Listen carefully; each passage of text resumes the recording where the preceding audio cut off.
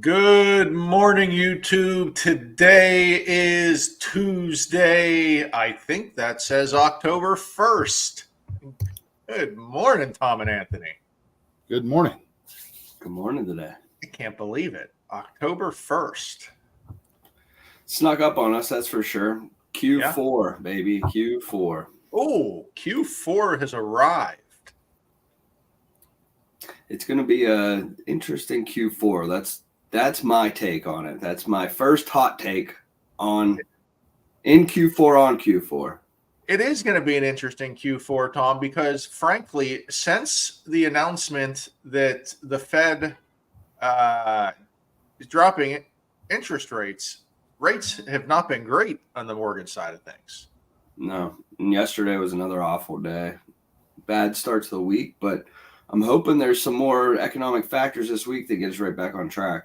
We're going to turn this around here. We're going to turn this around. No whammies. Let's keep us going in the fourth quarter here. But Big Anth Dog, what's going on? Not much, man. I mean, we've talked about this stuff for months, man. You know, I mean, hey, we do this on a daily basis. We see these numbers. We watch these rates and markets. So that's why people got to watch AM Chatter every Tuesday and Friday morning. You know, that's why we do it. That's why we do it. And we're going to focus again on something today that we keep talking about over and over again. But it's crazy how, listen, a lot of buyers focus on their real estate agents to help them with this information. It's supposed to be a partnership, agent, loan officer, buyer. But the buyer will migrate and ask questions to real estate agents, and the things that we're seeing out there and the costs that these other companies are showing. And that's why we go over this stuff. It may be very basic to some of you, but to other reviews, you may not have ever even heard of the topic or whatever we're talking about on this specific episode. So please hang in there with us, join in as much as you can, because we're trying to help buyers close on mortgages smoothly. We don't want any issues. We don't want any tears. We don't want buyers confused. We don't want buyers upset. And we try to give the most accurate information and best information we feel to get out there to the public. And frankly, these days, some of these cost sheets and cost estimates that buyers are getting, holy cow. I mean, I understand when business slows down a little bit, competition tightens up. But just because there's competition doesn't mean that you have to be showing estimates that are just wrong, Tom. Just flat out wrong. I mean, we see it day in and day out that they lie about certain subjects on the estimate, and they are allowed to do that because that is not to their tolerance. So we see it every day. Loan officers do not, I repeat, do not have to be clear and concise on their estimates when talking about certain fees. So I think we're going to talk a little bit more about those. Yeah, and that's exactly what the CFPB made a mistake.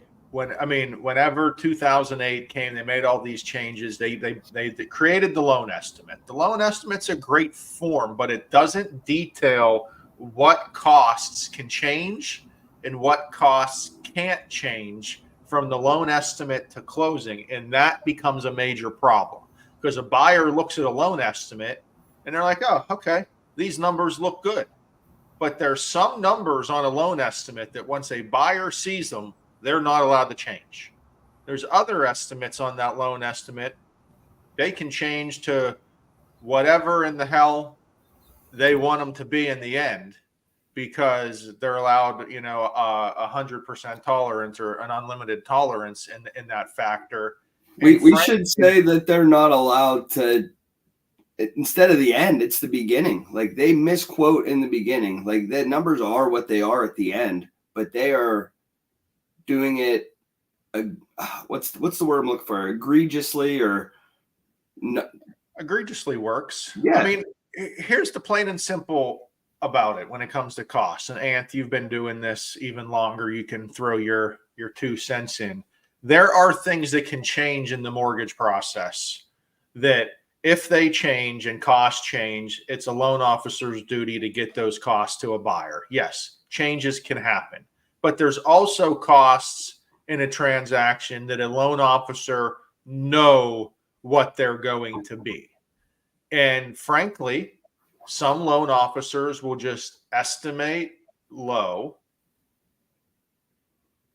to get the business, even though they know that those numbers are not accurate. And that's what we're trying to stop. That's what we need. The agents that work with us can say, oh, time out. I know that this isn't accurate because of this. I know this, I know this, I know this.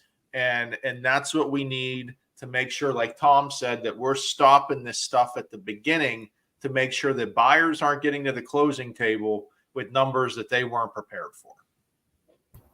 Yeah, I mean, it's definitely a fact, man, 100%. I mean, it's very unfortunate because it gives the good ones like us, a terrible, name as far as, the industry, because we're given true cost. Even if anything, we're given worst case scenario, but there are some costs such as escrows, things like that, are not going to be 100% accurate if they're not putting 12 months.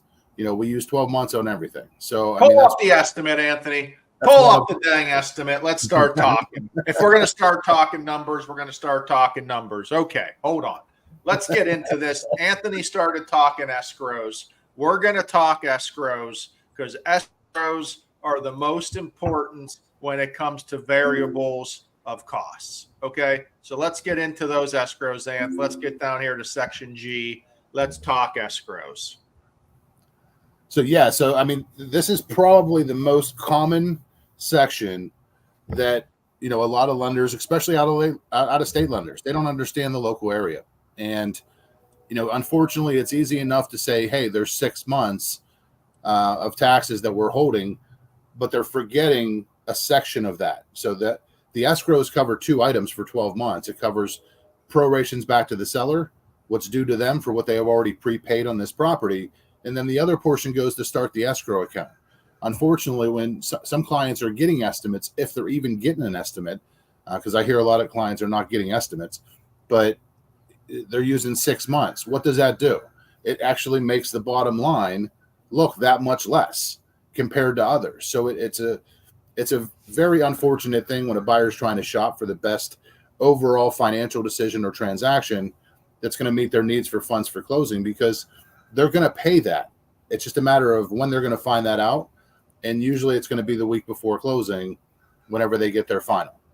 So yeah, I mean, Anth, frankly, the only reason you would put less than 12 months in this section is to make your numbers look less than they're really going to be.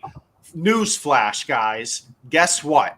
This number is the same no matter what lender you use. We can all put 1 month. Anthony, if Anthony wants to be a shady loan officer, he can put 1 month in there. 1 damn month. There's no rule, there's no law, there's no regulation that stops Anthony from putting 1 month. We put 12 months because we want to show your buyers real numbers. If you want us to show your buyers fake numbers, hey guys, we'll put 1 month. But guess what?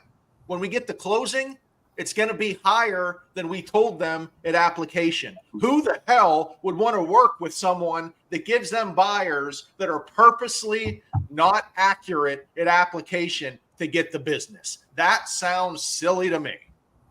And I see it every day. Every estimate that I see come through, I do a lot of second looks, and they all have less than 12 months. There is a calculation if you wanted to run it down to the number, but I certainly know that calculation is not going to equate to 1 or 2 months. No.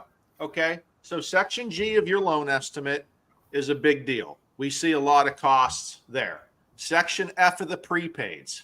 Okay. Prepaid interest is also a cost you have to pay when you close. As you can see, we have 30 days in there because we're doing an estimate. We don't know when the buyer's closing. Hey, Ant, how many days could you put in there if you wanted to? 1 day. 1 day. Holy crap. 1 day. We do 30. We do 30 days. That's right. We could do 1 month in the escrows. We could do 1 day for the prepaid interest. We could. There's nothing stopping us. There's no regulation that's stopping any loan officer from doing that. And frankly, loan officers do to trick your buyers. So get ahead of it, guys. Get ahead of it. Also, above that, and we're going a little long, we're going to stop here soon, is the transfer taxes. We all know in our area, transfer taxes are unique. Okay?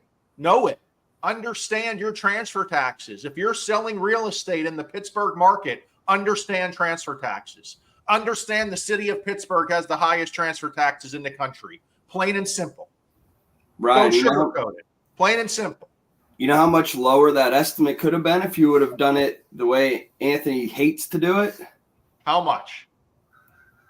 Just right under $5,200. Yep. It could And have we said get that all the time. $200 lower on cash to close. We'll get that all the time. Ryan, they're going with so-and-so because they're $5,200 less than you. Not possible. It ain't possible. By the way, guys, love that everyone got the email with the color configuration today. It's been a great episode. We're going to continue this Friday because it's got us so worked up, but we'll see you then. Have a great week. See you guys.